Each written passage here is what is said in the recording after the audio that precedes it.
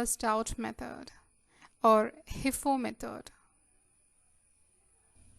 According to this method, the inventory of materials or goods should be valued at the lowest possible price. Materials or goods purchased at the highest price are treated as being first issued, that is, sold irrespective of the date of purchase. The basic assumption is that in fluctuation and inflationary market, the cost of material are quickly absorbed into product costs to hedge against risk of inflation. This method is used when the material is in short supply and in execution of cost plus contracts. This method is based on the assumption that closing stock should always remain at the minimum value.